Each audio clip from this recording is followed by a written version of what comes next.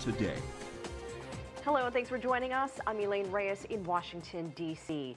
Polls are now closed in Israel's closely watched general election. The two main contenders, Prime Minister Benjamin Netanyahu, who is seeking a fifth term, and Benny Gantz, a former military chief who used to take orders from Netanyahu.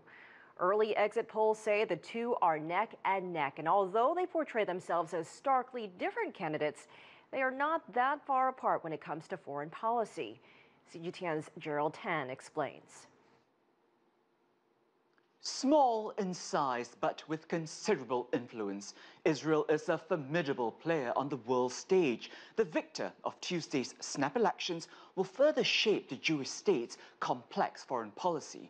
Let's not forget, 25 countries have never recognized the sovereignty of Israel, and a handful others no longer have diplomatic ties. Most are Muslim-majority nations. And yet, there appears to be a regional shift. In the past year alone, Israeli leaders have engaged with their Arab counterparts on several occasions over a shared concern of Iran. This included a high-profile visit by Prime Minister Benjamin Netanyahu to Oman by invitation of the Sultan.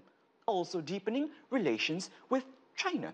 Israel has ramped up technological cooperation and commercial ties. A free trade agreement is expected later this year, and China is now Israel's second largest trading partner behind the United States. These developments worry Israel's closest ally, but the U.S. bond remains solid. The Trump administration has already moved the American embassy from Tel Aviv to Jerusalem, recognized Israel's annexation of the Golan Heights seized from Syria, and cut aid to Palestinians. Of course, Israel's conflict with the Palestinians continues to be closely watched. Netanyahu is promising to annex Israeli settlements in the occupied West Bank, a controversial move which could further divide the diplomatic community. I am going to extend Israeli sovereignty, and I don't distinguish between settlement blocks and the isolated settlements. In my opinion, each block is an Israeli area and is under the Israeli control. We, the Israeli government, have responsibility over these areas. Israeli leaders have often portrayed their country as being in a, quote, tough neighborhood, and they've used that to justify their security-first foreign policies. That cause is unlikely to change. Gerald Tan, CGTN, Washington. I'm joined now by Matthew Brodsky. He's a Middle East expert and geopolitical analyst. He is also a senior fellow at the Security Studies Group, a think tank here in Washington, focusing on national security issues. Neck and neck, both claiming victory. Where do we go from here? What is your read on what has happened so far? I think we'll wait till most of the votes are counted. It seems that a few of the polls are showing that Netanyahu is behind Benny Gantz, the blue and white party, which of course would be the challenger to Netanyahu, who's been there for such a long time. What it comes down to first is it's up to the president, not the prime minister, to decide who can put together a coalition government to get to 120 seats. That's the entire Knesset, so you need 60 to have a coalition. So whoever can put together the coalition the easiest or the most stable will be given that task. What that means is that it's kind of like Netanyahu is playing with a bit of a he's allowed to have less seats as he had before in 2009 and still have an easier time putting together a coalition. So if he, at the end, is within, say, 5 seats of Benny Gantz, then I think he will end up with a victory. But for now, who knows, some of the outstanding votes, and like in the United States, some of the outstanding votes are a lot in the military, but over there, everyone's in the military. It's compulsory service. It doesn't necessarily mean that you are to the right or to the left, to use the way we look at politics. So we'll see. And what do you think of the exit polls? A lot is being said of sort of some conflicting information coming out from them. Do you trust him? Do you not? What is your take on that? Okay, I trust no polls. Before everyone got President Trump's numbers completely incorrect was the 2015 polls in Israel. And they had Netanyahu losing by a landslide to what was then the Zionist Union. And it turned out to be completely wrong. So I don't know if it's specific to Israel and the United States, apparently, or if this is just how things are in the world generally. But I really don't count, I don't count my chickens till they hatch. But this still appears to be a pretty competitive race. What are voters saying here?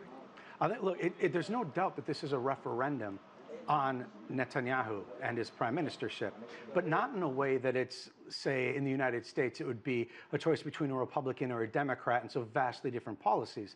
If you're looking for a very different type of foreign policy, even if the Blue and White Party and Benny Gantz were to be in office, it's not that much different. They are the military commanders who had worked for Netanyahu, and they are center-right. The left has just been decimated as a result of the Palestinian Intifada and that violence from the early to mid-2000s. So, and they performed incredibly poorly this evening. So it's really not that much of a difference. The big difference I think you would see between the parties is how you would see the neighbors react. Everyone likes to test whoever's new. There are certain rules of the game that Israel operates with Hezbollah, with Iran, with Hamas and Gaza.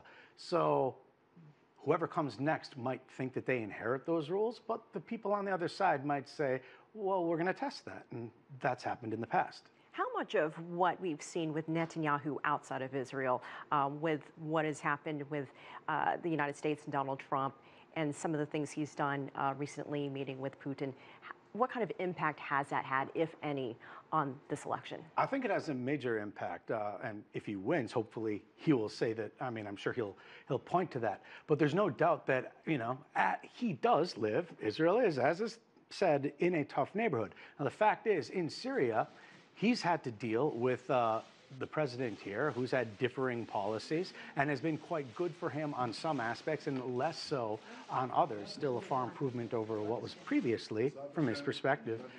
Putin, he's had to work with as well, who's now, his stock has been on the rise throughout Syria. That's ground zero for Putin making much bigger inroads in the Middle East. And so he's had to manage a relationship that has been quite tricky at times, and that's a balancing act between two world powers. So Matt, walk us through the next 24 hours. You're basically saying we just need to wait and see how everything shakes out. Yeah, what we're seeing right now are speeches with two people saying that they're putting out a good face and claiming victory, and of course that's what they're going to say. There's a lot of horse trading that goes on right now behind. That is, they're talking, each of them are talking to smaller parties to see what kind of coalition, trying to get someone to commit to not going with them so that they can go to the president, who has 2 weeks to say, I've decided this one or that one can go make a coalition government.